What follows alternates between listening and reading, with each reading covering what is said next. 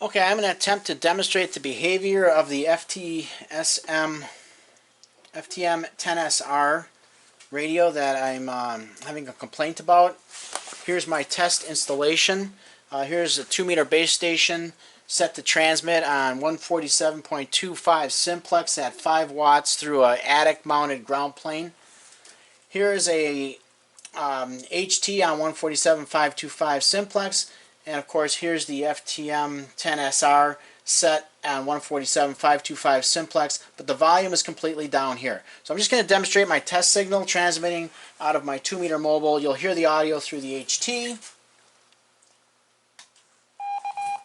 Full scale, 1 bar. Okay, so the first thing we notice is that I am transmitting a signal. This HT seems to receive it just fine, but I'm only getting 1 bar on the S meter.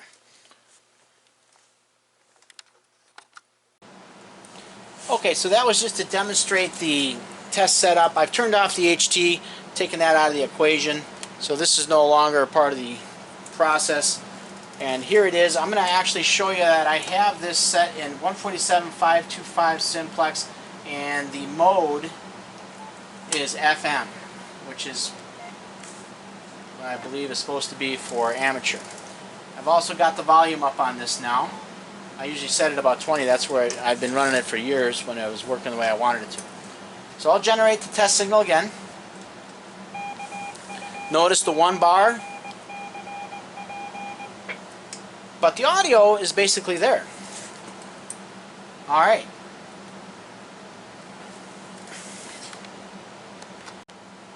Okay, the next thing I'm going to demonstrate is the behavior in wide FM. There's wide. And what we'll notice is the full scale S meter. The audio is actually a little bit lighter. I don't know if it'll show up on the camera, but it's a little bit lighter than in regular FM.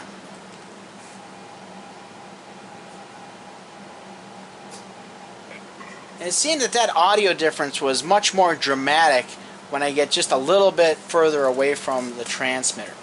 But anyway, that shows that the S meter works. Let's take a look at narrowband just to cover the rest. Narrow. It's very similar to the regular FM. A little louder audio,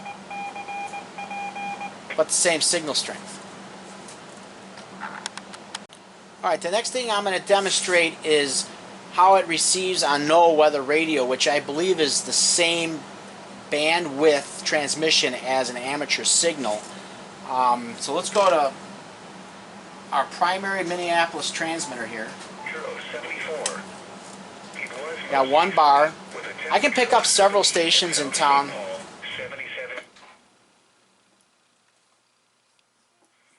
Here's another one with 0 S bar, but I'm still able to pick it up. Okay, so when this rig is working, I can pick up nearly all of, at least some signal strength on nearly all of the no weather frequencies, but I'm only getting 2 of them right now.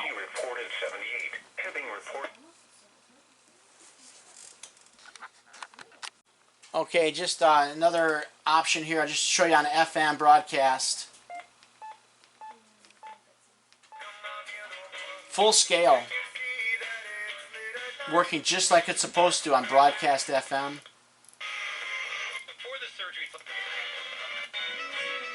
3 bars.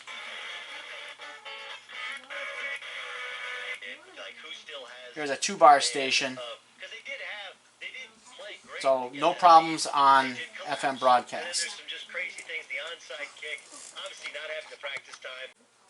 Now unfortunately I don't have as much UHF capability here, but I do have this UHF HT here in my hand, and I can transmit on this frequency KF9CP. You can see I'm only getting about 1 or 2 bars here. I'll show you that again. KF9CP test. And then this, again, my FTM 10SR is into a dual band J-pole on the roof about 20 to 30 feet above our heads. So while it's not exactly the same environment on that we showed you on the other radio there, that's some anecdotal evidence that this is the same behavior on 445. Alright, the next thing I'm going to try to demonstrate is how wide of a signal this thing will receive. I'm not sure what you would actually call it, but once again, here we are in regular FM mode for amateur band, and I just want to show how far away in frequency it will receive that signal. So here, I'll hopefully have enough time here.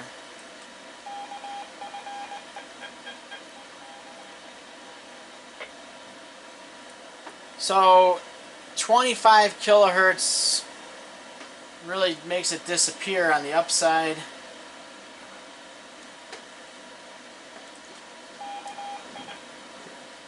And there's just 15 kilohertz on the downside. So that's, I think, basically normal behavior. And I'll show you what happens if I go to the wide mode. And I don't know if this is a problem or not. But in wide FM, the audio is so light that you can't hear it. So I got to boost the audio. I'll put it to max. Let's see if we can hear this on tape.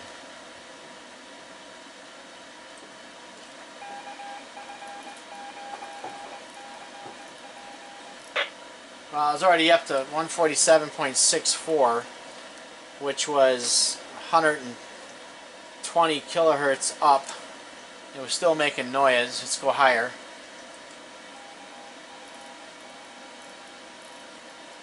So it's fading out at about 147.76 or so. So there's, a couple hundred kilohertz on the upside, and even on the downside.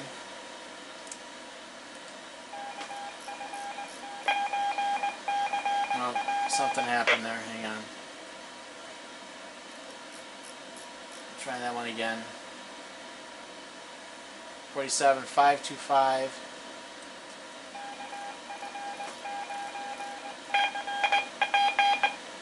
Interesting that we got this kind of a peak at that one point.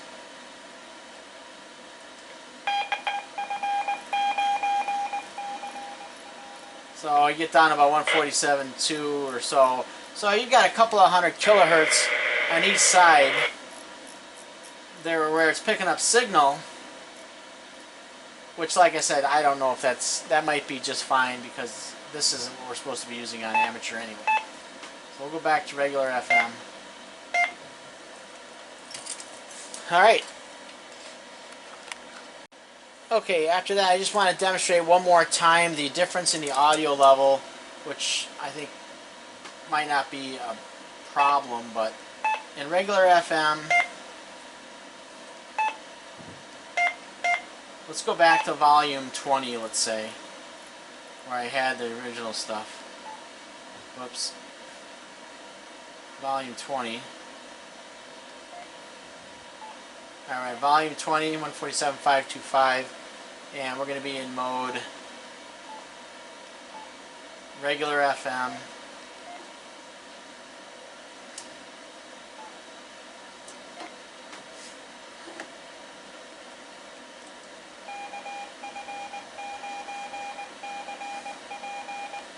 And then when you go to wide FM,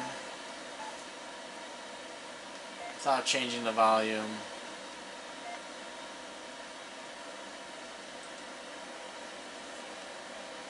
the audio is so light you can't even hear it, hardly.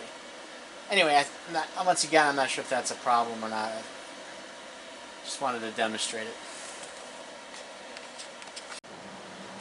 Okay, so I think I've demonstrated how this radio works on the bench, hooked up to my dual band J-pole 30 feet in the air here, and I'm hoping that you're going to be able to reproduce this same behavior in the lab so that you can analyze it and see if there's a problem or what the problem is. I can say that this is the exact same behavior that I observed in the mobile installation.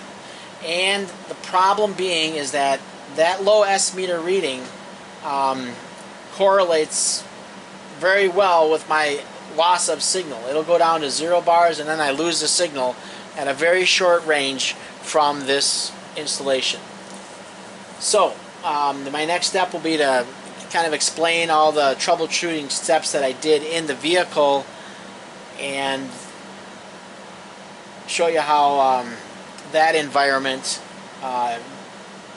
produced the same behavior, and hopefully that will give you the information that you need to move forward on this. Okay, one more thing here. I have an opportunity to demonstrate receive from a repeater because there's some local traffic here. 146.85 repeater as one of the main, most popular repeaters in the Minneapolis metro area. You can see I'm getting 0 bars, but I am picking it up. So what I want to contrast that with is my other base station that I have here that I was using before. See if these guys are going to keep talking or not.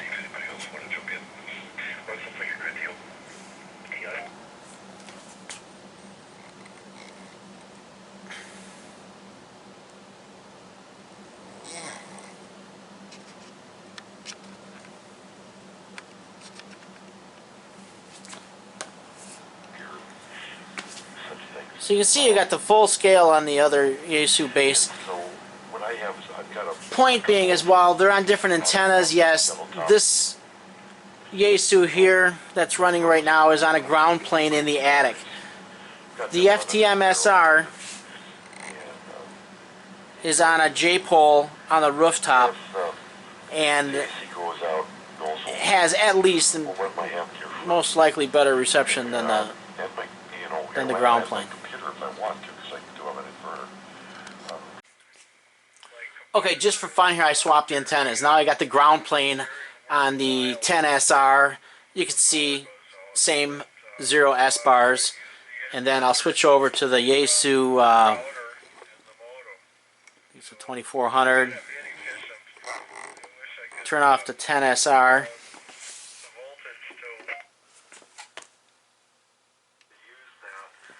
And there you are on that dual band J-pole up there on the roof, receiving on this radio at full scale. Alright. Okay, I'm going to try to demonstrate a little bit of the troubleshooting I did out in the actual vehicles. This is my truck with a mobile rig in it, which I have no problems with. And I just want to show while it's sitting in my driveway, if I can do this without a tripod, I'm going to generate the same test signal on this other mobile, full scale.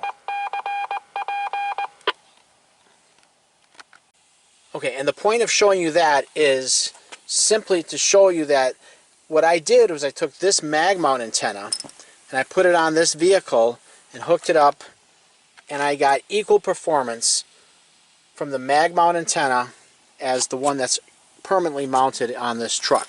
So this appears to be a good mag mount antenna. So I'm going to take this over to the vehicle I'm having troubles with and use it over there and see what happens.